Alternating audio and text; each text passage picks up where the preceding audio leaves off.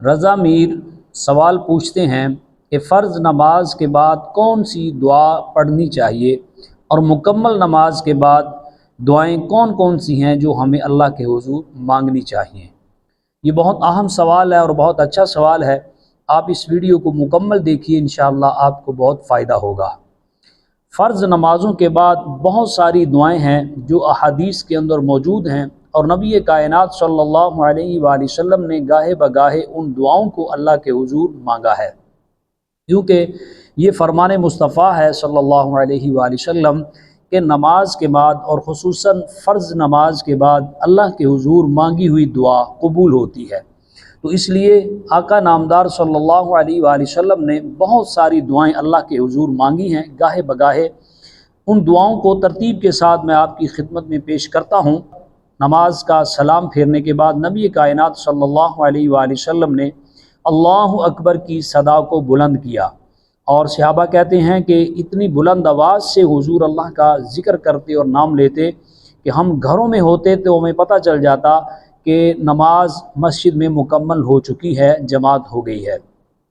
اس کے بعد استغفر اللہ، استغفر اللہ، استغفر اللہ، یہ 3 مرتبہ کہنا، یہ بھی حدیث پاک سے ثابت ہے۔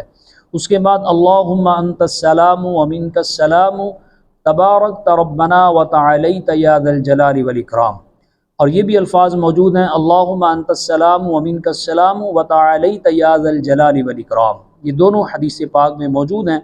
آپ اس طرح یہ دعا پڑھیں۔ اس کے بعد رب اعنی علی ذکرک و شکرک و حسن عبادتک، یہ دعا بھی آپ پڑھ سکتے ہیں۔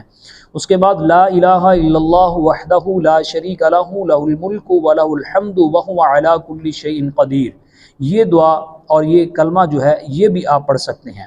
اس کے بعد ایک اور دعا ہے جو حدیث پاک سے ثابت ہے، اللہم لا مانع لما اعطیت ولا معطی لما منعت ولا ينفع ذا الجد منک الجد۔ اس کے بعد آپ آیت الکرسی پڑھ لیں۔ اس کے بعد بھی آپ کی سکرین پر یہ چارٹ نظر آ رہا ہوگا، آپ اس میں جو دعائیں ہیں ان کو دیکھ لیجئے، ان سے یاد کر لیجئے، یہ بھی حدیث پاک سے ثابت ہیں۔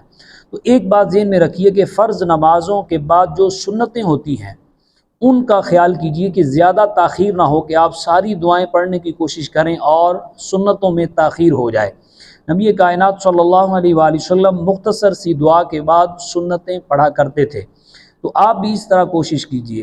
اور رہا سوال کہ مکمل نماز کے بعد کون سی دعا پڑھنی چاہیے اور کیا اللہ کے حضور مانگنا چاہیے، تو میرے بھائیوں، دعا عبادت کا مغز ہے۔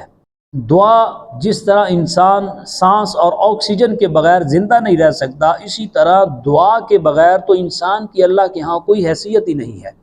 تو آپ جتنا چاہیں، جو چاہیں، اللہ کے حضور اپنی دعا کو رکھیں، اپنی آرزو رکھیں، خواہشات کو رکھیں، اللہ سے مانگیں۔ اللہ پاک جل شانہ اس بندے سے خوش ہوتا ہے جو بندہ اللہ سے مانگتا ہے۔ ہم نے اپنے رب سے نہیں مانگنا تو اور کس سے مانگنا ہے؟ تو اس لیے مکمل نماز پڑھنے کے بعد آپ اللہ کے حضور جو بھی دعائیں کرنا چاہیں، جو بھی مانگنا چاہیں، اور جو بھی آپ کو حاجت ہے اللہ کے حضور وہ حاجت پیش کیجئے اور اللہ سے وہ مانگیے۔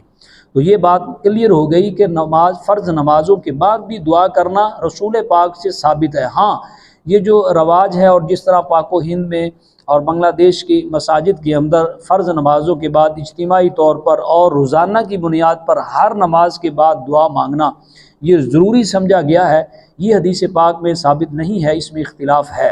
لیکن دعا مانگنا اس میں کوئی اختلاف نہیں ہے کہ آپ جتنی دعائیں مانگنا چاہیں مانگ سکتے ہیں۔ مجھے امید ہے کہ آپ کو اس مسئلے کی سمجھ آ گئی ہوگی۔ مجھے اپنی دعاؤں میں یاد رکھیے۔ السلام علیکم ورحمۃ اللہ۔